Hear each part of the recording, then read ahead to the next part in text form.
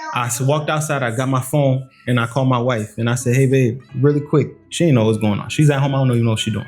I said, babe, really quick, don't talk, don't say nothing. I just want to tell you something.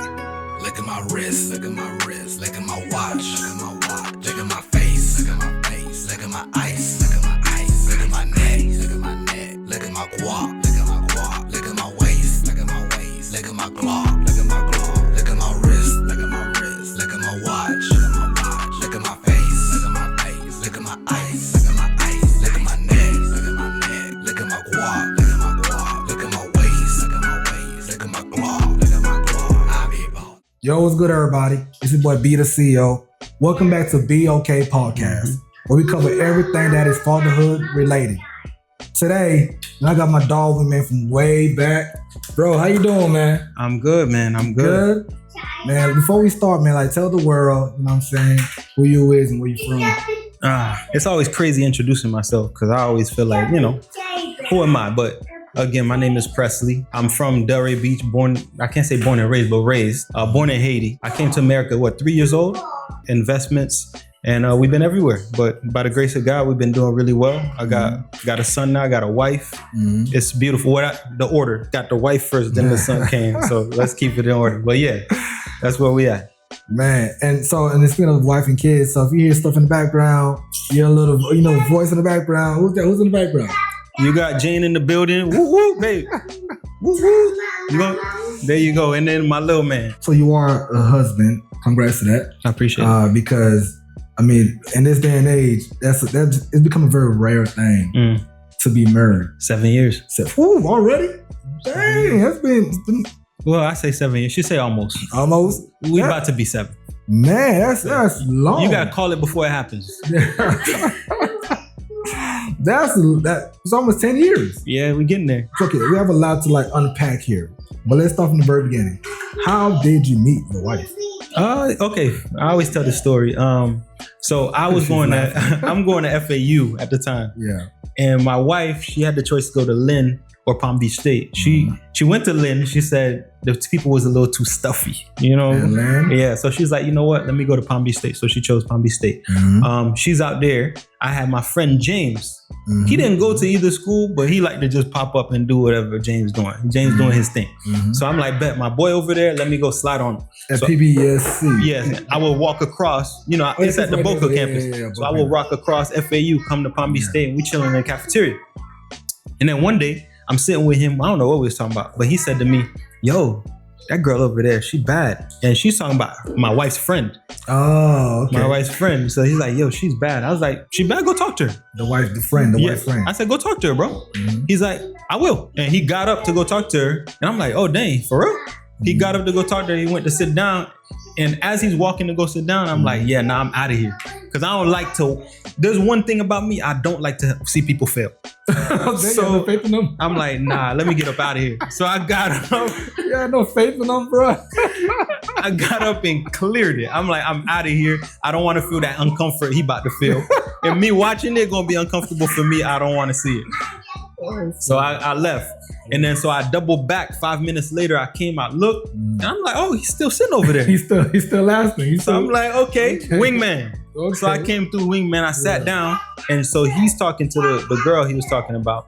And so I sat down next to her. She was there at the same time. Yeah. While he was there the whole time, she was still there. Right, so she's there on her computer doing some kind of test. So I sat next to her, I'm like, hey, my name is Presley, like Elvis Presley. And she looked at me, she said, oh, my name is Jane. And then she was like, but I'm doing this test right now. And I was like, oh, no, that's fine. We don't got to talk. I'm like, right here. And then ever since then, we became friends. And so she ended up telling me later that she ended up having feelings for me because I was one of the men at the school that didn't look at her like a piece of meat.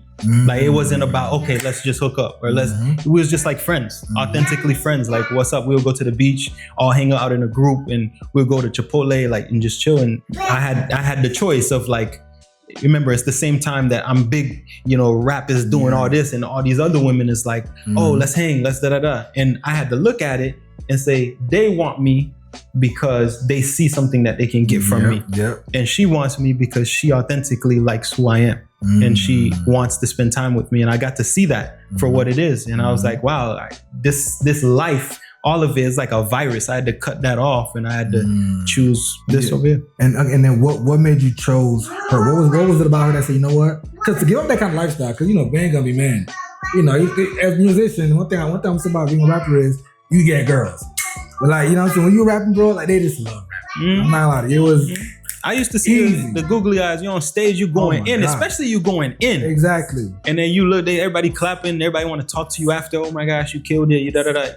Like, again, the pride, you getting puffed up. Yeah. But what I started to see was I started to spend real time with people in my life. You spend time with this side, and they're always asking you, oh, what are you doing next? Like, can I be in your next music video? And da-da-da. And it was like all transactional. And therefore, I'll give you my presence, or I'll give you this, as long as there's a transaction, there's things happening. And with my wife now, back then, we would just spend time together. We just talk. We talk about like, how's school going? Like, how are you? Like, really, like, is anything going on? And she would share things with me that are like deeper things. And I would share things with her that are like deeper things. And she'd give me advice. I give her advice. And we really just connected on that level. And when you connect like that, it's like a deep thing to connect with another person on a level, and to let that person in on the level that you've never let nobody else in on. And she did the same thing for me. And you can see that transparency. It's like two souls looking at each other, uncovered from all the nonsense. Because, we all put on facades. We try to be fake this, fake that. But she was real, and I was real. And that happened. The reason why folks don't find their soulmate, because like you said, they trying to get something from somebody. A lot of times too, folks don't start off as friends. They start off as like hooking up and then trying to force. Something to happen. Something happened. But y'all start off as like, cause when you just friends, bro, that's how you build a real long-lasting relationship, just by being friends first. And then, if you guys end up, catch feelings, then great. But that friendship lasts longer versus like going in of the rip, just hooking up. And I mean, even that culture, the hookup culture, what does it promote? Think about it. Like, you hook up with somebody, or maybe y'all date a little bit, and then, you're done. Then you go do it again and again and again. And if you're ever a man that's thinking about one day I want to get married, then you've just in your past practice divorce over and over again. Because all you're doing, you're getting with somebody, I finally found something wrong with you, I'm done. I finally found something wrong, I'm done. And then you finally get married, you're like, I see something wrong with you, what do you do? I'm done. You practiced it your whole life, and now you're doing it again, and repeating the cycle. Bro, I never thought of it that way, bro. That's actually like a well put and well said. You're right, because if you're so used to that, it becomes a habit, and it's hard to break. Right. Okay, now I'm gonna ask you some very tough things regarding marriage. When did you know, though? Okay, you guys dating now, but when did you know? Okay, you know what? She's the one. Let me propose. So, okay, I guess this all has to do with also mindset and priorities. I dated somebody before Jane. That was a 6-year ordeal. In my mind, whoever I date, I always took extremely serious.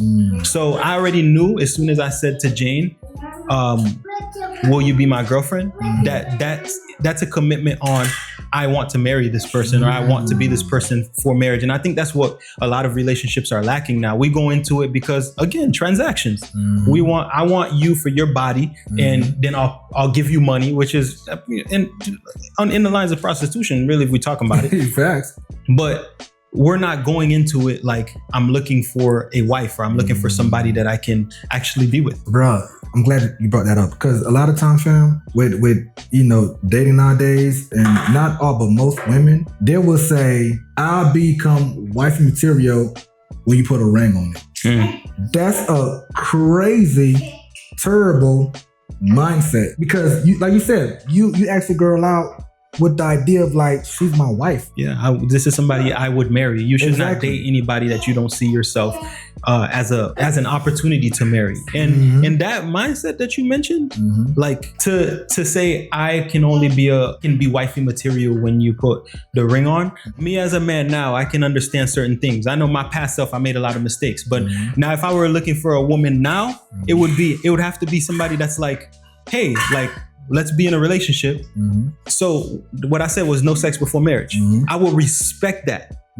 Somebody said, I made a lot of mistakes, and one of the mistakes was doing that. Somebody said to me, Presley, if you didn't do that, do you know what you were doing? I said, no, I don't understand. He said, before you're married or before you even know the person you're going to marry, you can still show them respect. I said, how? Well, because before you meet them, if you respect the body that you're going to give them, you're showing them the utmost respect. Yeah, break it down for us. So to make it more simple, one day you're going to meet somebody, your person that's your husband or your wife.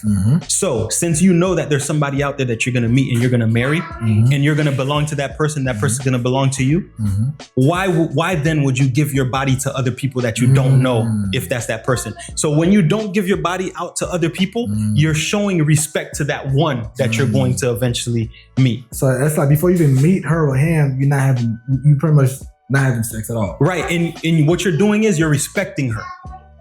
Before you even know her, you can respect her or him because you're saving yourself for that person. And biblically, that's how it's supposed to be as well. But what if she's not saving herself for you though? But that has nothing to do with me because you disrespect me or degrade yourself. That doesn't mean I should do the same thing.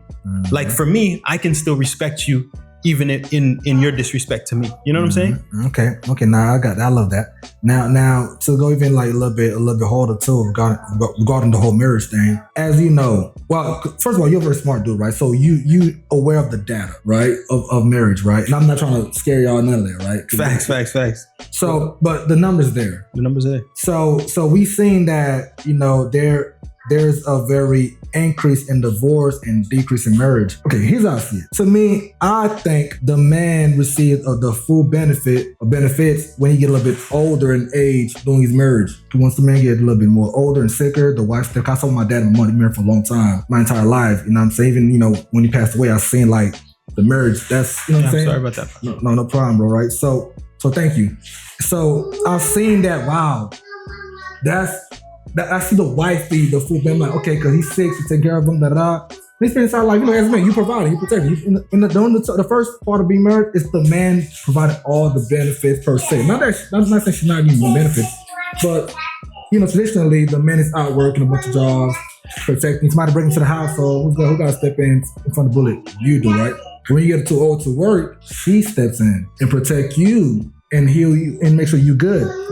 But I say all that to say, as we know, if things go wrong, the woman will get the full benefits of the marriage. If things go wrong, which means the house, the car, sometimes the kid will go towards the wife or the ex-wife. I'm sure you was aware of that before you go in. Yeah. So being aware of that, what made you still say, you know what? I know, because even though you're in love now, or when you met her, it wasn't guaranteed to last forever. Even though you knew that, we'll say, you know what? I know the risk, but let me still do it. Or was it like, oh man, should I do it because if things don't go right, I might lose it all if I build it all? Like, yeah, what's your mind from on that topic? You can't debate data. Data is data.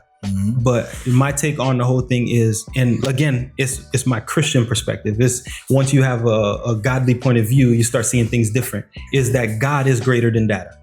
So you can have all the data in the world, but I can be the 1%. Or if there's 99.5%, I could be the 0.5%, because I don't have to fall into this category because I trust who the Lord is. And me going into my marriage, I had to sacrifice a lot. And, just talking transparently, like I had a lot of things wrong with me. I had a lot of flaws in myself. And I think what happens in marriage is people focus too much on the other person. Like, yo, you need to go get fixed because you're ruining this. And it's countercultural to say, I'm ruining this and I need to find some help. I need to get some help. I need to get some counseling. I need to get some therapy. I have internal traumas that has happened when I was 3 years old, when I was 4 years old that I haven't dealt with, that now is bleeding into my marriage. And it's when I found God that I saw all these things and I saw me for who I am, a bad man. I was not a good man. And then in that transformation, in that walk, I started to appreciate my wife much more. And to your point, and I know you said that it's not always that way, which you're right, that my wife is the one benefiting. Like now when I see things, the Bible says, let men and women come together and we become one.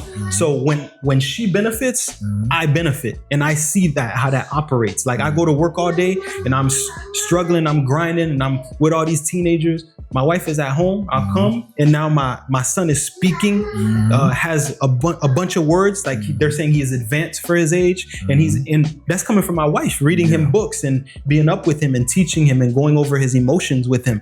And that work is work that people don't see, and sometimes people don't give credit for. And it's incredible work. Facts. And I like it because you guys are more of that traditional husband and wife, because nowadays the new modern husband and wives are more like both parties want to like be, not saying you guys are not equal, because you are in a way, but the modern way is more like, well, I want to make $100K too, you know what I'm saying? And so the wife want to be out and about and work. It's facts. And put the kid in daycare. It's facts. Versus way it's like, fam, like you could just chill. I don't mind covering the bill. Just make sure my son, my daughter's good. I'll do the work. I'll go out hunting. You know what I mean? Bring back the food, but just cook it up, so make sure, the house is good, we good, all that kind of stuff. But the modern day and age, they don't do that no more. Y'all do that, which is rare. And I think this is why you guys have been lasting like about to be 7 years. Yeah. Because most marriage lasts either 2 to 3 years. 5 years top. You know what I'm saying? This day and age. But really 2-3 years, it's over. Yeah. 5 years, yeah. If you make it there, cool. But y'all past 5 years. And I don't know your household, but I know that traditional way though, that plays a role, because I've seen my mom, my dad, and a lot of old school folks, that's how they last a long time. Because when we come across like a lot of adults that be married for like 30 years, 50 years, because they did the traditional route. We all know like, hey, we're equal, but not really equal, and that's okay. Because you have your strengths and she have her strengths. Like you said, you do this, you do that, but gets benefit the most, the kid. Yeah, and that's what it's about. But even in perspective, like I always take the biblical route. It is me and my wife first. I am the head of the household. God is the head of me. Christ is the head of me, and my wife is here, and then our son comes here. And what you pointed to is facts, because me and my wife were different. We have different roles, yet we are equal. Exactly. Because different doesn't mean non-equal. Exactly. Because people think that just because you're not here, or the CEO, or the whatever, or the man of the household, and you just hit it on the head. Because guess what? If you are CEO of the company and I work for you, we have different positions, yet we're still equal. Exactly. Without you, it's gonna crumble. Facts. You need the work of the team members. It's not just, we all can't be CEOs. Just no one, you know what I'm saying? Right. Because there has to be some structure, because without structure, everything crumbles. And again, that's biblical. Okay. And then, so now you mentioned that the kid get the most of the benefit. So speaking of kids, did you want to have a kid when you was it a plan? So oops. Okay, there's crazy story. I'll try to tell you the story. So I told you the part where I said I was addicted to pornography. Yeah. That bled into our marriage. And that was, I did not get free from that. I went into the marriage with that problem. And that hurt the view that I had on women, because you start seeing women as objects to be, to please you, as if you're some sort of king. You know what I'm saying? And even while married, I had a problem. Okay. I had a problem. And, still viewing and still doing my thing and being dishonest. I'm not telling. And the thing about sin is, when you let one in, it starts to let all these other ones in. Next thing you know, you're hiding your ring. You're around other, so you're not being who you really are. Yeah. So within all of that, my wife, when I first started dating her in 2015, she got extremely sick to the point that she was bedridden. Oh, wow. Like she was on strong meds. She couldn't really get up. She couldn't really do anything. She went down to like 98 pounds. Things got real bad. The doctor said, you can't have a baby. Oh, really? Yeah, they told her she can't have a baby. She's not going to be able to do that because of all the meds and because of the damage and all of this stuff. So me, whole life, I wanted like 3-4 kids. So I'm hurting. And what ended up happening is my everything came in together. So I'm working at a gym where I'm seeing women all the time. I'm having this problem, and I'm doing all these things, promiscuous, doing whatever I'm trying to do. And one day the lives are come crashing together, because in my mind, I start to feel a conviction like, I'm living a complete lie. I'm doing this, I'm doing that, and I'm not. My wife doesn't know. And at the same time, she thinks I'm the greatest man in the world. So she's like, I love you, babe. She's packing me lunch. She's hugging me. Like, can't wait till you get home. Like, just amazing like that. Yeah. And it came to the point where I remember I was at work, and I'm feeling crazy inside. I'm feeling convicted. I'm feeling like a big pressure's on me. Like I need to tell the truth. Because I can't eat, I can't work. So I'm like, you know what? I'm gonna go to the break room. So I go to the break room just to decompress. I'm chilling. And my friend come in the break room and he's sitting next to me. And I'm like, you know what? I'm gonna just eat so I could feel more comfortable. Because sometimes eating make you feel better. I took a first bite. It's not sitting. Nah. So I put the spoon down. My friend sitting next to me. I don't know why he's sitting there. He put up like a sermon. It was like a sermon from some pastor. I don't know why he doing this. He never do this. Put up the sermon. The pastor's like, I remember what he said. He said, tormentor. He's saying tormentor. Okay. It's like you being tormented. Okay. He says tormentor. Then he goes, mentor. He says, sometimes your greatest tormentor in life can become your greatest mentor in life. And when he said that, I was like, God speaking to me. I said, I got up, I walked outside, I got my phone, and I called my wife. And I said, hey, babe, really quick. She didn't know what's going on. She's at home. I don't even know what she's doing. I said, babe, really quick. Don't talk. Don't say nothing. I just want to tell you something. And I went in telling the truth. I'm addicted to pornography. I'm a liar. I'm a cheater. All of these things. I'm just telling her who I am. And that's where the worlds came together. They came crashing together. Ended up going on like a fast. And she didn't even know I was on the fast. That's before I told her. I went on a fast for like, you know how they do like No Nut November, whatever they call. So I'm like on a semen retention fast, trying to like break this because I'm like I need a fix. I need to like fix myself. And I remember in my room, I was sitting in my room. I'm like, God, help me because I don't know how to get out of all this nonsense. So I went on this fast. My wife don't know why I'm doing it. She asked me. I'm like, no, I'm just trying to like, no, don't worry. And within that fast, I remember me and my wife got together and she ended up saying to me, babe, I want to try to have a baby. So mind you, while you fasting? While I'm fasting. So while I'm being obedient to God, my wife out of nowhere says, I think we should try. So I fasted for 30 days. On the 30th day, I came together with my wife and we went and had the test 2 weeks later. Yeah. We had 4 tests, all of them positive. Dang. And so before that, the doctor said she couldn't have kids. She can't have kids. And that's why that's why it's not me. It's not me. There's nothing I can do. I only preach Christ, bro. Like when I gave myself over and I said, help me, God gave me a kid. God gave me a beautiful marriage. I was transparent. I was open. And the crazy thing is people scared to tell their wives the truth about things. Yeah. But when you come transparently, guess what happened? Yeah. She started trusting me more. Y'all get closer too. She started trusting me. Damn, bro. First of all, that is well said. Number one. Number two, definitely respect you for being a man. Because a man, bro, to me, everyone has this idea of what a man is. A man is someone that's brave enough to come clean to their significant other, whether it's like your spouse or a friend, your family, whatever it is. Hey, here's why I'm messing up at it, and hold yourself accountable. Because the biggest fear in the world is like tell someone you love the dirt about you. Facts. That's what we lie, right? You know the whole saying like I lie because I didn't want to hurt you. You know what I mean? And that is so true. And there's like 2 prongs to it. I don't want to hurt you, and I'm selfish.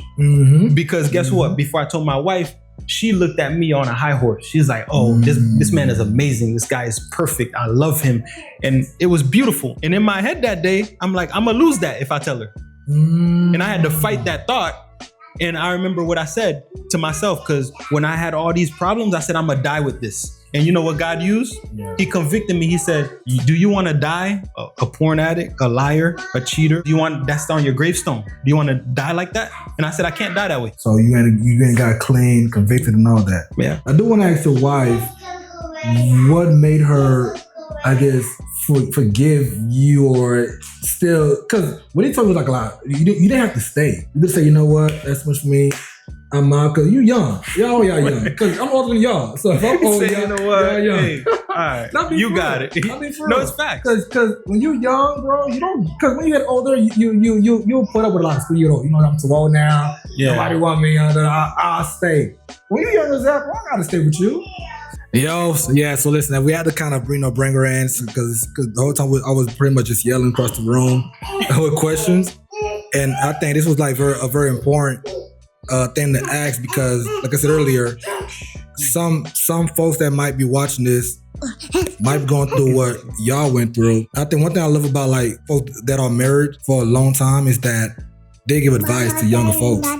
In other words, like, I'm sure if you meet someone that's like, married for like 50 years, you want to know you want to know how they survive for like 50 years. You know what I'm talking about?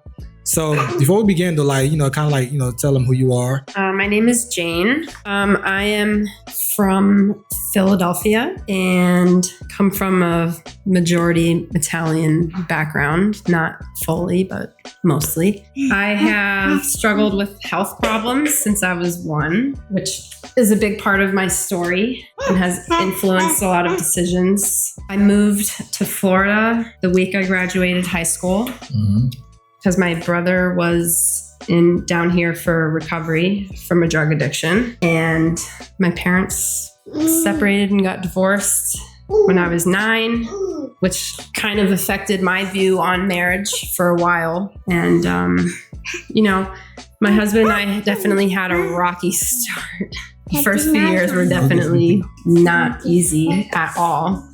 We're still here, and that's what's important. And honestly, we probably have a better relationship than ever before, even with all of our baggage and all the crazy mistakes that we've made being exposed and in the light. Yeah. And that's the condensed version. First of all, much respect to thriving, even though you went through these things in life, right? From being sick to, seeing your parents getting divorced, to your brother, the drug addiction. Like, that's a lot to deal with because you're so young, you know what I mean? So you're even younger when those things occur.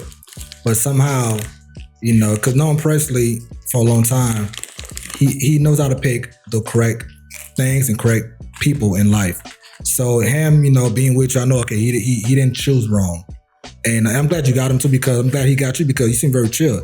And with him too, like one word I can describe Presley as, because I was thinking about this last night, is outstanding. It's a because everyone that come on the podcast kind of like have a word that kind of describe the vibe that I get from them. And I use the word outstanding because, like, even though you was raised, around the hood, you wasn't like, out here robbing and stealing X, Y, and Z. You always carry yourself with outstanding, like posture, like outstanding, like, lifestyle, just outstanding. Does that make sense? Yeah, I appreciate that. You know what I mean? So as I had to say, y'all look like a great match because you match his flow, his vibe. You know what I'm saying? Like, you guys connect. And that's what I'm like, from him saying, being vulnerable and open up on the pod, I'm like, I want to know what was going through your head when you find out everything he told you regarding, the porn addiction and X, Y, and Z. That's a lot to take in for anybody. Number one. Number two, you going through that with your parents, seeing them getting divorced. You could have said, you know what? I saw how my mom, my dad were, how they got divorced, how they hate each other now, X, Y, and Z. And this man telling me all this. Let me part way before I get too close and too attached, and then he hurt me, and then I become what I didn't like in my parents. So when you told you broke down everything to you, what went through your mind at that time? Definitely shocked. I would have never in my life guessed I would have heard that. It was a lot to process. I was also 2 weeks that we found out we were pregnant. Oh, really? Yeah. Oh, wait a minute. Yeah, so we found out we were pregnant, and then 13 days later, he just dropped this bomb on me, and I'm pregnant. Yeah, and now that she brings that up, another part of me saying that or talking about that was the fact that I started to think about my lineage. So in the Bible, it talks about how the sins of the father is going to be carried to the 4th and 5th generation. Like, I have my own sins, and I don't want my son to be carrying that. So nobody's going to deal with this issue. Turns out my great great grandfather got 45 women pregnant, or had 45 kids or something like that. Like, just was everywhere. And this passed down to my great grandfather, my grandfather, then my dad. He had issues with my mom and being that, and I could not continue to carry that and pass that down to the next child. It had to stop with me. And we get to decide that with all of the traumas that we go through. It either stops with us or we carry it to the next generation. Can we paint the picture for y'all so you can know where she's coming from? Imagine you are 2 weeks pregnant. You found out you're just pregnant 2 weeks now. And, it's the man that you happy you with him. Y'all married by then? You married now? 3 years? Almost 4 5 years. 5 years. Yeah. So, men are bad with now. Bro, every man is that. Before we go to that, why is it that men always forget the years of dating and marriage, but you guys always know the exact number? Nah, look, my wife will tell you. Like, she'll ask me when something happened. I said like 2 weeks ago. She said, babe, that happened 3 years ago. It's true. I don't know. It just happens like that. I don't know. I think it's just more with men. It's like you don't really care about the years. No, you good? You happy? You good? It's little the little stuff. But the thing is, we do get in trouble for it because they take it very serious. We don't really care about the years. Like, so it feels like yesterday. You know what I'm saying? Right. So I'm just happy I'm with you. Yeah, that's how it look, man. We don't really care. So you found out, you get the call. Plus, you did it on the phone too. So okay. So walk through your thought process. How did you feel? Crushed. You were just home chilling, I'm guessing? At the time, because during COVID, Presley lost his job because it was a gym, so everything shut down and whatever. And I'm an artist, so painter, singer, drawing, graffiti. I write poems and stuff. So we poured a lot of our time and energy into that to try to make an income off of that while everything was shut down. So I was working on that at the time. Okay, and then now, as he's talking on the phone, I guess you just quiet because he said, hey, just let me. He said, "Don't talk." Yeah. So you just pretty much just like standing there, just hear him put all this on you out of nowhere, and yeah. I didn't want to talk, even if he didn't mind. I didn't really have a lot to say. Okay. It was a lot to process. And how did you process that? After he was done talking, right? Now he's done, he's finished. Then what? I thanked him for telling the truth, because even deeper into the story is the year before that, I was unfaithful to him. So then you told him eventually? Or did you tell him after he told you everything? No, I told him, today July 5th? Yes, it is. I told him July 5th, 4 years ago. Yeah. Yo, she's good with years and dates. It's amazing. I can't help it. It's amazing. Presley, did you feel where, okay, well, she was honest with me, when that happened, so let me be honest with her. Did that help you out be more comfortable to open up to her? I don't think I was thinking about that at all. I think after that interaction happened at work, I was like, yo, I need to just listen to what God's trying to tell me. Okay. I don't know what happens next, but whatever happens next, I think that everything will come out okay somewhere and sometime. And this, to be completely transparent, after all that happened, there was like a 6 to 8 month period of me just being completely honest with my wife about all the things that happened. Because of course, after that, you're asking questions like, oh, what happened? Yeah. When did you do this? And what? So it's just me being completely transparent and open. And from all that, I got a heart problem. Really? Yeah, I had to go to real physical heart problem. Yeah. From that or just before? It had to be from that because so much stress at the time. Had a heart problem, went to urgent care. They sent me to the emergency room, doing all this stuff. And, after we came over that, we did therapy, we did couples counseling, we did all of that. By the grace of God, the heart problem went away. Oh, wow. Yeah. So it came from that stress. And then went. Dang. Okay. Now, so Jane, after you was told all that from Presley, did you feel like, since I messed up too in the past, 'cause we all make mistakes, nobody's perfect. Did that help you forgive him more? It was like, okay, fine, I did do that. And I told him, nice. His turn telling me, did that in a way shape your mind? It helped a little bit. My screw up and the time of my mistake to when I told him the truth about it was a lot of a shorter time frame than him. So I felt like he was lying to me from the start, which he kind of was. Okay. So I was like, everything is a lie. Yeah. And, it was a lot to deal with. Okay, so your mind frame was more like, well, mine was shorter. I did it, but then I eventually tell it, but it wasn't that long. Versus him was just from the beginning. It felt like so that was a little harder hit on you saying, right? I can't say it's a harder hit because betrayal is rough. Betrayal is betrayal, no matter what it is. So I can't say it was a harder hit. I just think I was definitely confused as to what was real what was not. And like he said, he told me this in like October of 2021. This is like COVID era too. Yeah. So y'all stuck in the same house. Yeah. I had just got back to work at the time. And I was pregnant, right? Yeah. So to hear all of these things, and I was just throwing up like all the time. And at the same time, I think that we were it's just a heavy test for our whole family, because she had the things that she was dealing with as far as like self-harm. Like she was struggling with that, and she was pregnant, and she had not overcome that fully. And now she's learning all of this information that would cause her in the past to do these things.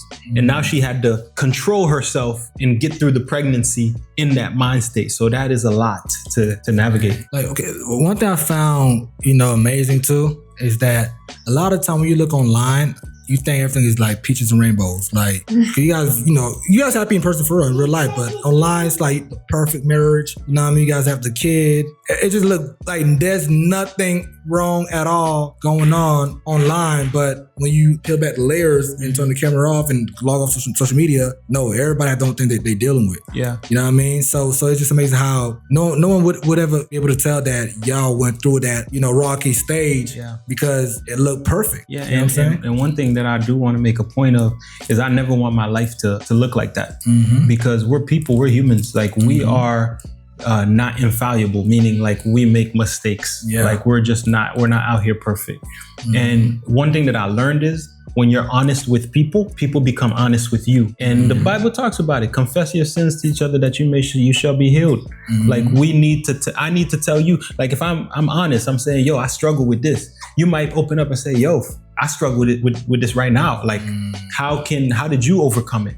And then now it becomes a bigger conversation. Now we're talking about mental health, and we're talking about all these things that are opening doors for all of us. Man, I mean, well said, bro. I mean, overall, I guess kind of like, cause I do want to get to the happy stuff because like I said, because you guys are a very happy couple. Yeah. So to finalize that part though, what happened? How long it took to I guess, forgive or move on from what was told to you when you was hurt by that? Well, he kept giving me more information until I was about 8 months pregnant.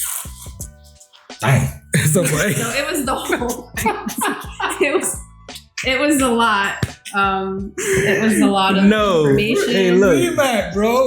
What you? Hey, look. 8 months of info. Look, one thing. New info? Every time? like one thing is about honesty. Yeah. And you can ask anybody just about honesty. When you're pressed to be honest, even if you want to be honest, you're still scared in the honesty. Yeah, you're holding back a few things. It's more like testing. Let me see. Okay, hey, I did this. Yeah. That's how you are. Oh, I did this also. Exactly. And then now I gotta go back and I'm like, no, I misspoke when I said this. Really, this is what happened. And really, this is what happened. Yeah. And then when you want to come to truth, and you want to be walking in that authentic truth, God's like, don't tell half of it or 25%. Go ahead and give the 100. Yeah. And that's going to be fruitful. And it was very fruitful. Man, so for it's the whole pregnancy, because it's only like 9 months, really. Now, do you feel like it was like, you know what? I'm pregnant by him, kind of stuck, fine, let me just stay, even though I'm hearing all these things for 8 months. Maybe not, I can't leave because I'm trapped. Was it that, or was it more like you really just forgave them because you really loved them? Like, what was it that made you stay remain? I really did and still do love him. And, I didn't want our marriage to end. And obviously, being pregnant, that influenced the decision greater. When we went through pretty much the same thing, just, flipped with my stuff, we renewed our vows and we recommitted our marriage and stuff. So our marriage became a lot more serious and a lot more real than first initial, like, oh, let's get married, just because that's the next step and that's what people do and stuff. But we actually really decided in 2020 that we just didn't do it the right way. We didn't start correctly.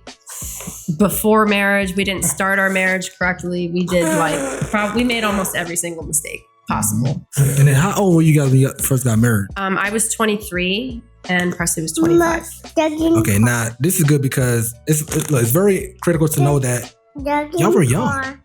Babies. Yeah. No, for real. Like y'all were like the age you guys got married, that's the age where we make almost mistakes. You know that, right? Yeah, it's fine. So y'all got married at the mistakes making age. So what? Like, of course it's gonna occur. Of course you're gonna slip up, and he's gonna slip up. Now, one thing I'm gonna give you guys props on, y'all was still like wise enough to remain and work through it, and not just say, you know what, I'm out. Yeah. Because a lot of times, our brain doesn't really develop until we turn 24 years old and older. So you being 25 and you being 23. So being so young, it could have went even way worse, bro. Number one. Number two, I'm gonna give Presley props. Also, even though right now, like, it seemed like, oh, how could you, Presley, da-da-da. Right, which first of all, how could you? You know what I'm saying? Facts, yeah. But also too, props to you, because when she told you her slip up, you stayed.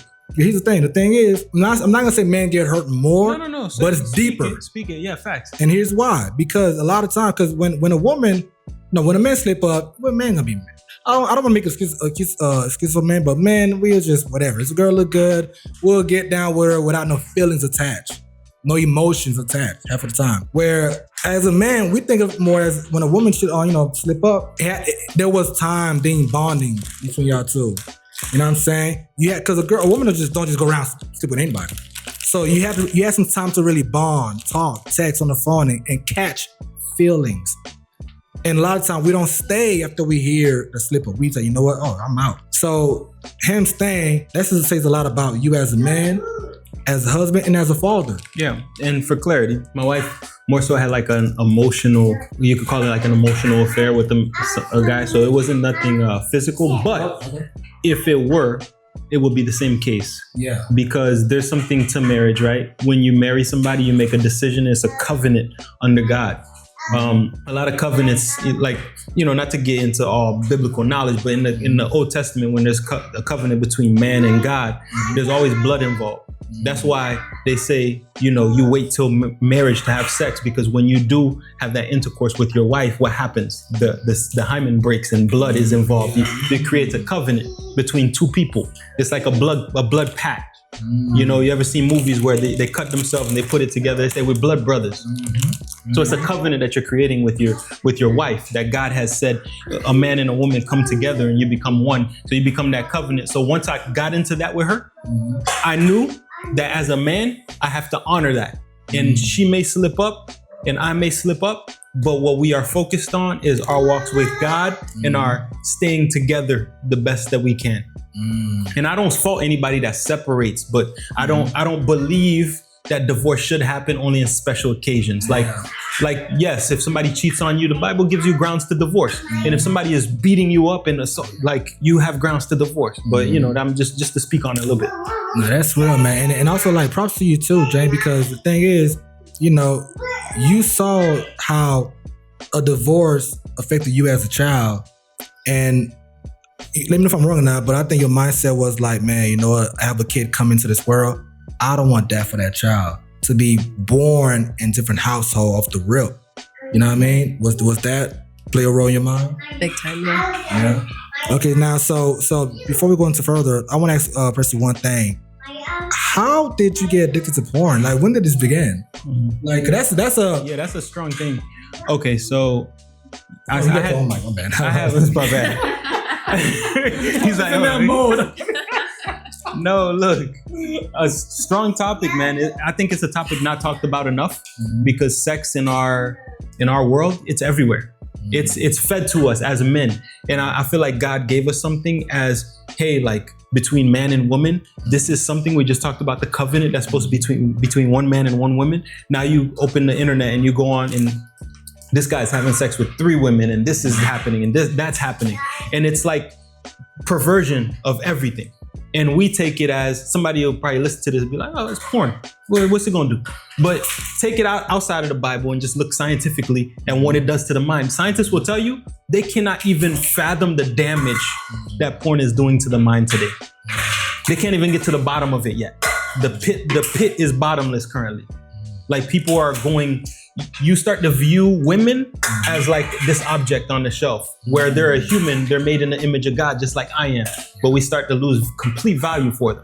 And disheartened for me early on, I talked to my therapist, because early on, yes, I had like a I was sexually assaulted like early on. And that, the therapist said, opened some doors for me. And when I say early on, 3 years old, 4 years old, around that area. Yeah. And that's a lot of things people don't talk about. But like I said, there's a lot of things we need to talk about that other people may feel the strength to be able to stand up and say, yeah, this happened to me and I need healing and I need help from these things. You know what I'm saying? Yeah. So that opened the doors to sexual promiscuity throughout my life and pornography. And this all came in. But like I tell you, by the grace of God, today I'm almost 3 years sober from porn. No, you know. Man. So now you think therapy helped out with that for sure by opening up and not talking about it? All glory be to God, but yes, all things work together. Like the Bible says, all things work together for the good of those that love you, for the good of those that love God. So therapy was a factor. So I went into therapy and I got to be honest and I got to talk about things. You know, when as a man, you're sexually assaulted, like who's gonna talk about that? You're not gonna bring that up. You know, you internalize that. But I was able to finally talk about it. And then I was finally able to ask my mom questions about it, where I just internalized it and thought my mom said this or my mom did this, which made me feel certain feelings about my mom. And this started to clear the wreckage of my past. Like, it's like a shipwreck in your past, but you're like, I'm gonna leave that there. Let's keep moving forward. Not knowing that shipwreck affects every step that you take on the beach after that. You know? That's well said, man. And also, would you say too, having your wife also helped out with that? Because you opening up to your wife, because I feel like to me, your wife is also therapy, and also vice versa. And because it's the only way that you could be dishonest with, you know, in a close home. So do you think opening up to your wife about the situation helped you reduce that pornography addiction? Did that play a role? Yeah, 1000%. I heard somebody say something about marriage. They said, so you hear some people say, oh, why do you need to get married? You don't need to get married. And then they said this, it was so much clarity. Like, men need marriage. And here's why. When you get married, what do? You have to meet the parents. The parents give permission. You have friends and family coming to the wedding. Everybody comes to the wedding to hear you say, yes, I want to take this woman to be my wife. Now, when you guys get in an argument, when things start getting ugly, and you're thinking in your head, I'm out of here. What do you got to think? Oh, how about her parents? How about all those people that stood up and watched us? No, now there's things holding you together because there's accountability that's not letting you go. And we need everything that we can to keep us there. To say, let's continue to work on this. Nah, man, definitely well said, man. Now, would you guys say, so Jen, would you say going to counseling played a role in helping you guys heal? Like, how was counseling, like marriage counseling? It was helpful. It was definitely helpful. It was where a lot of truth came out without, it helped me because like I do have an anger issue and I like. You seem so sweet. There's a whole other side, I promise. I'm working on it though. I'm Italian. We have very hot blood. So when, he would tell me, and at the time I was also pregnant too. So I was trying to like. Oh yeah, because that's like emotions up and down. Yeah, it was. Yeah. So to have a therapist there to be like the person in the middle was kind of like accountability for me to be loving when I didn't want to be. Instead of angry, right? So if he is to tell me something, oh, this happened at this time, I can't just blow up because there's a third party. So it helped us with our exchange of truth. And it also, I feel like, protected our son too, while, to the best that we could with this information to make sure that he was not getting stressed in the womb and hearing, his home be upset and screaming and going crazy. Like, I'm glad you broke that down because a lot of times, couples might feel like, especially men, oh, we don't need counseling, you know what I'm saying? We could da-da-da-da. So I'm glad, because your perspective is like saying, hey, it was good because it stopped me from blowing up because there's a third party involved. You know what I'm talking about? So now, with counseling, you guys did that. Let me ask you this. Did your family know what's going on? Because this is not an easy thing to really deal with. So did you I don't know, talk to mom, Deuce, and like, or was it more like internal, like, you know what, it's between us, we just gonna work it out counseling? So, two-part answer, right? So it is between us, and we did work it out in that fashion, because before we could take that anywhere, it needs to be reconciled here. But also, like what I told you earlier, to be able to confess your sins and be able to talk about things, like me, that's why I'm able to say that here and on these things. Like before I was healed, I can't talk about it because it's in the dark. But now once you bring it to the light, you get healed, you stop feeling shame. So now when I talk to friends, I can say, yeah, man, I was addicted to pornography. Yeah, that was a major problem. And a friend could say, oh, wow, yeah, I didn't see that as a problem. And then now it's helping people. So now I'm more open and transparent about these things. And to say, yeah, we had a rocky marriage. We had trouble in our marriage and we had things that happened. It's better to say it than to hide and make believe that our lives are perfect, because it's not helping anybody. Nah. Like, bro, like low key, one thing I'm gonna say too, fam, I've always, had a good respect for you. It's even higher now, because to open up like that, bro, not just to me, but to your wife, to kind of take that risk. Because like I said earlier, when a man get married, we have a lot to lose more than the wife. Let's just be honest, right? So it's to come out and know that you might get a divorce, she might, you know what, I'm out. It's a lot of risky thing involved, but you still did it anyway. To me, bro, that's what a man is. It's fact. Respect to that. You know what I'm saying? And also, Jane, to you too. Respect to you for working around it and also making sure that things last for not just for y'all two, but also for your son as well. All right? I know you guys. He said poop again. Sorry. He said poop again. You know what? That's good, because I'm glad he said when he poop versus walking around with. What's wrong? Does he poop a lot like that? It's like, what? He just sometimes be pooping. He be alright with it. I don't know. Well, hey, is there a thing at home where you always gonna change diapers every time? Yeah, he's just pooping. Really? He's comfortable. Oh my God. Okay, now we're gonna wrap it up soon. Just make sure. I know it's getting late. But last thing I want to say though, how was it now though? Like, what are the happy moments now? Like, how do you feel? Okay, looking back now, when you got married at 23 and then 25. Now, would you say, hey, it was worth the marriage, or like, is there any regrets getting married that young? Like, so what's your mind frame as of today, as married? I mean, I would just say, look at us, like we have a beautiful home now.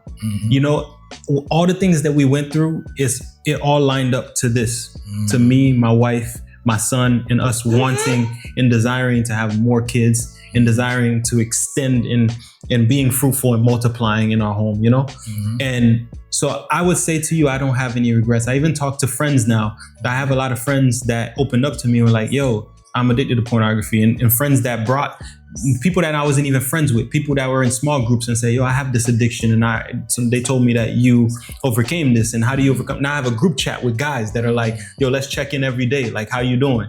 And she's, in women's group, and she's helping women, that's having husbands having a tough time. So everything that happens, God uses for good, even though I could look back on it and I could say, man, that was a terrible time in my life. I don't say that anymore.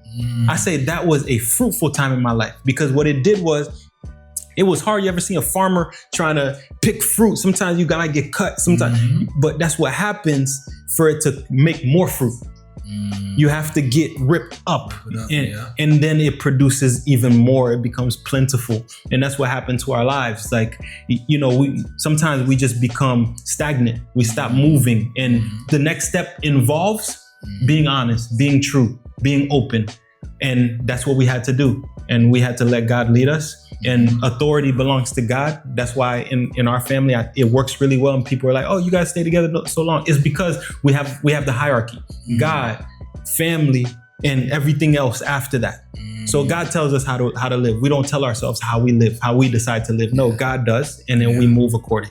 That's real, man. What about you, Jane? So same question. So looking back now, any regrets that you got married so young? Anything that you happy and you? What's your thoughts right now as of today regarding marrying Presley? I definitely don't regret our marriage. If I could go back, and change anything, I would probably want to put more work in on myself before the marriage. You know, so I don't bring so much baggage in because I brought a lot in. So in other words, both of y'all wasn't perfect. You guys got married. Yeah. You both came in with baggages. And then looking back now, you feel like if you would have dealt with yourself first, it would have been a lot much more less rocky road in the marriage. Gems. Damn. Gems, because that's what a lot of people don't focus on. Everybody's like, who am I going to marry? I can't wait to get married. Not understanding that your single stage of life is probably, it's probably one of the best stages in life to prepare for marriage. And we neglect it because we're just chasing after a relationship. We want to be with somebody. But we got traumas, we got hurts, pains that we don't want to deal with. We want somebody else to help us deal with them. Okay, man. So as we wrap up, I mean, what are some advice you have for a newlywed, like a new person that just like how y'all was back then, just got married? Anything you want to tell them to look out for, to do? Like, what are some advice you want to give as a wife? Well, the very helpful advice that we received in premarital counseling with the pastor that married us, he said that within the first 3 to 5 years, which is kind of the timeline you were talking about, you're going to go through something that's going to either make your marriage thrive even more from your turnaround, or you're going to get a divorce. Because he sees that all the time. Yeah. And we do too. And like you guys were talking about, the data shows that, and the timeline of when divorces happen. And we thought we were can't be me. We were like, no, not us. No, we're good. Right? I said, Pastor, back up off. we were so ignorant. Yeah. Because we didn't know anything about marriage, right? We're like 23 and 25. We're like, no, we got this. Pride. We did not. We did not. I brought in secrets. He brought in secrets. Yeah. And one thing the pastor said that also stuck with me is he said, remember, when all this happens, you guys are on the same team. And a lot of the times we start fighting, and when we're fighting, we're thinking we're fighting against each other, not understanding that we're married. We're on the same team. No. We're on the same side. If you imagine volleyball, we're not on separate sides hitting at each other. We're on the same side fighting against whatever is trying to damage us. Yeah. Man, well said. And then for you, Presley, any advice as a husband you want to say to those that just got married or about to get married or engaged? Yeah. Listen, be honest. Be honest. And your marriage needs authority, meaning you need, as a man, to bow down to somebody. And for us in our family, we serve the Lord. So I bow down to God, and God tells me how to be a husband to her. And what does she do? She bows down to God, and God tells her how to be a wife to me, and tells us how to be parents, and tells us how to navigate life. You need an authority. And to be clear, you need God. You need to have somebody that you obey. I love that, man. Before we wrap up, one thing we have to talk about, because it's like a fatherhood podcast. Bro, congrats on being a dad, my guy. Thank you. For real, man. So how do you feel, man? Being a dad, I feel like it's something that I'm learning all the time. I went into it not knowing what to expect. I was just excited, and I became extremely exhausted extremely fast because I got a full-time job, and I'm not one of those husbands that's not going to help my wife throughout the night. When baby's crying, he's not sleeping. So we had shifts. And so we're doing this, I'm doing that, because we have to work together to raise our child. So it's been a long journey. But a part of the journey is me understanding that anything worthwhile, you have to walk through the fire for. Because when you walk through the fire, you become refined. The fire, people avoid the fire, but the fire is what's making you. Yeah. Be stronger. Yeah, man. That's what's up. Do you see yourself being are you like a fun dad, strict dad? What kind of dad do you think you are right now? I walk the line. Yeah. So like sometimes I feel like I'm too strict. Sometimes I feel like I'm not fun enough, and I need to have more fun with my little man. And I'm working on that. Well, he's a boy. He needs discipline. He needs to understand the authority, but at the same time, he needs his dad to be present and have fun. Man, that's dope, man. So what about you, Jane? So first time being a mom, and then being told that you would have kids end up having a blessing. This is why I say kids are God's blessing. Absolutely. When the doctor say you can't have a kid, listen. Right. God will let you know if you need a kid right now or not. You are a human. Exactly. You know what I mean? Like, you didn't make kids. God made you. So you can tell someone, you know what I'm saying? Mean nothing. God, it says in the Bible, God opens and closes the womb. Mm-hmm. So yeah, like, how do you feel being a mom? Like, walk us through that. I love that. I love it. Yeah. Every day. We have a lot of hard days, but it's, I enjoy being a mom more than I thought I would. So, you don't think you would enjoy being a mom like how you do right now? Because he's my first child, I didn't know what love I was going to experience with him, how much joy and happiness that he would bring to my life. And, as I'm teaching him, he's teaching me, right? So he's taught me patience and, I'm trying to teach him different things. Like, we taught him sign language, which now I'm learning sign language because I'm teaching him. So, just researching, and he's definitely one of my greatest blessings. And I didn't expect to love it this much. Now, are you mad that you got a boy, not a girl? No, not mad. I know. So I was like, the man want the boy and the mom want the girl. Presley, you happy you have a son? I'm happy I have a son. Now I want a girl next. You want a girl? So you have one more kids? Yeah. Okay. Now, is your goal to have a kid like soon so that way they're not too far apart? Or you want to like wait? Yeah, we of course we know that we gotta get prepared, and we're getting there. But our goal is to have a child soon, a new child by the grace of God. Yeah. Come from the Lord.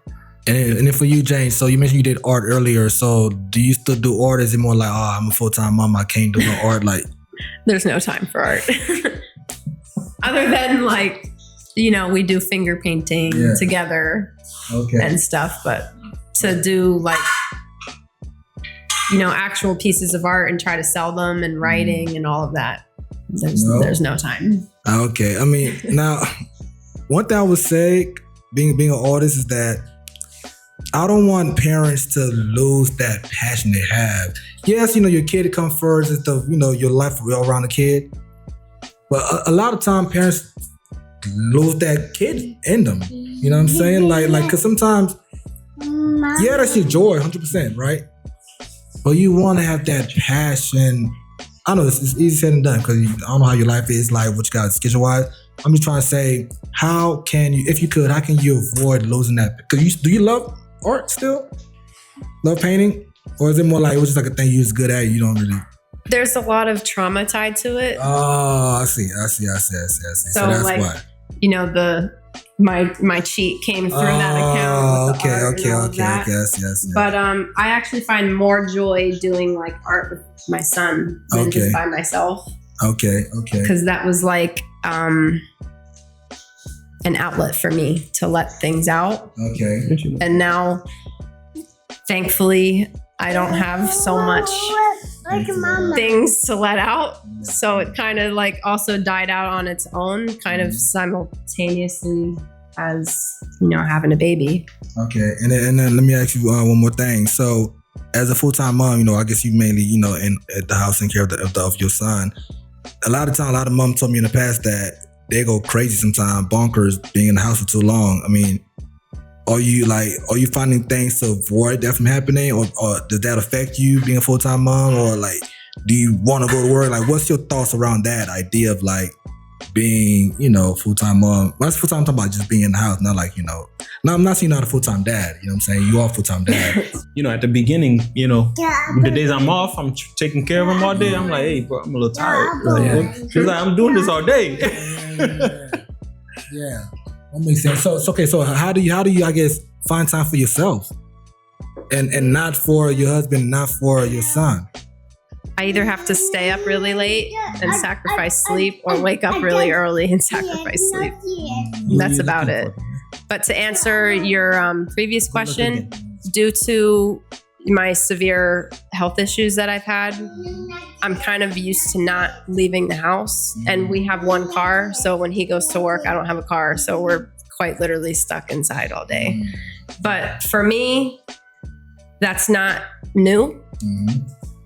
Unfortunately, but also fortunately, because it wasn't something new that I had to adjust to. And I get to use my creative side to think of like fun activities and stuff to do with him, which, you know, this is what I like to do, to expose him to different things. And I have like shelves of art and paint and canvases and paper, and I already have that stuff. So we get to just use it together and I love that. kind of mix all the worlds at once. Okay, now that's really dope, right? So now one last thing, how do you guys find time to date? Oh, it's like, wait, I mean, you might be like, wait, but we married. No, you can be married and still don't go on dates. Respect. With he's not a newborn, but he was a baby still. You know what I'm saying? 2 years old, right? So he needs a lot of y'all attention. And then you work, you doing this. So how do you have time? Do you have time to go on dates and be just y'all two? Well, we got to make time. So, because again, like how it falls is we're first before him, because without us, he can't survive.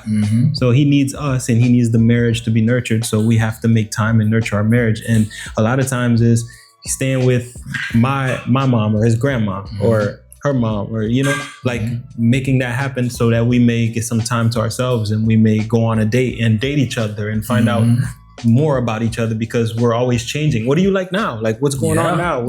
You know, and doing those things because they're really important. What about you? What's your thoughts on that? We made a deal after, like, he wasn't so little.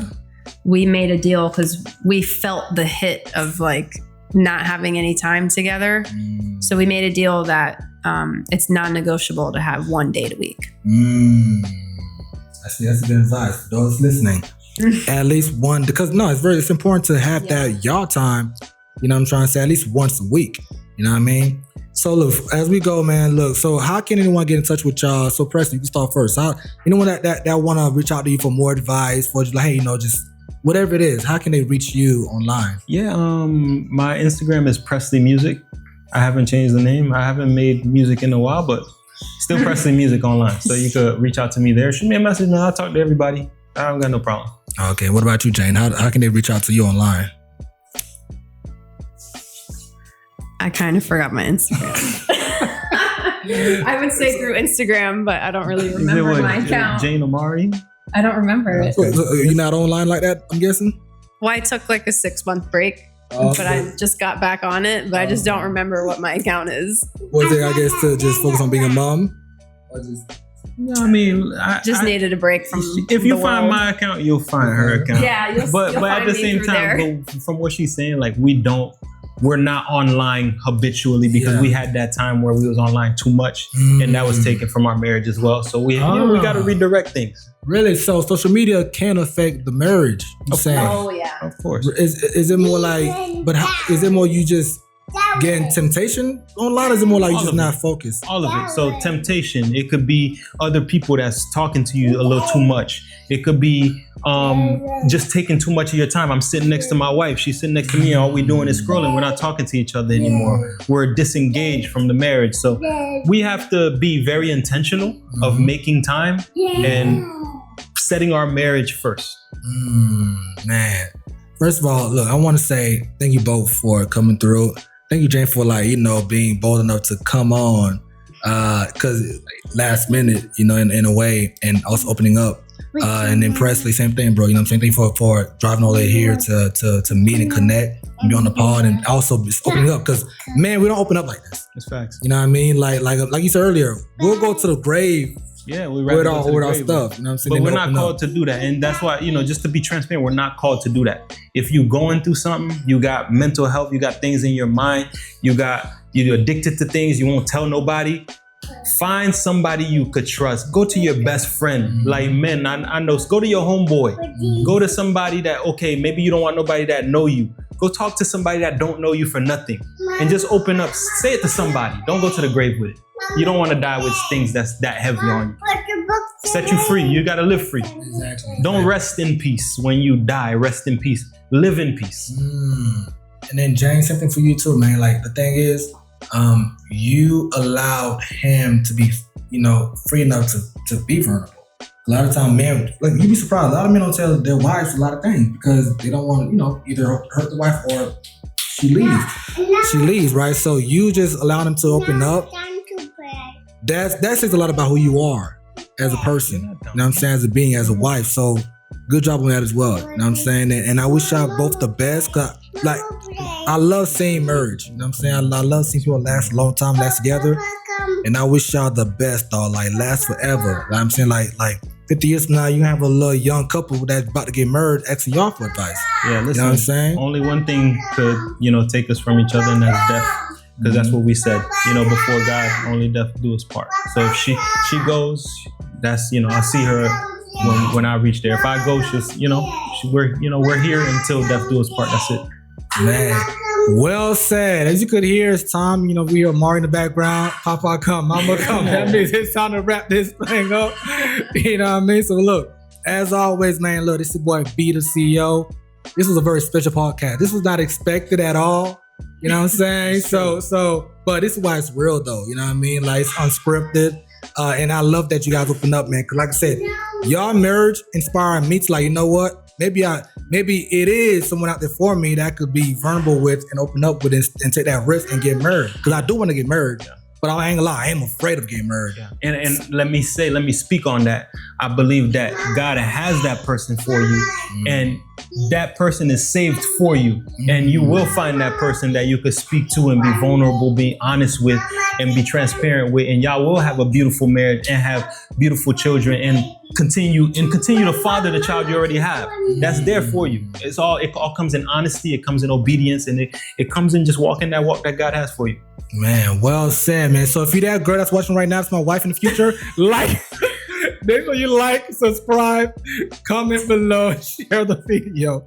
Look at us on manviews.org. That's manviews.org. Follow us on all platforms. Once again, man, listen, y'all too. Hey, Press. Brotherhood of Kings. That's what it says. Come on. Right? Yes, sir. B.O.K, man. Jane. Great meeting you for the first time. Yeah. Like I said, I'm glad y'all found each other.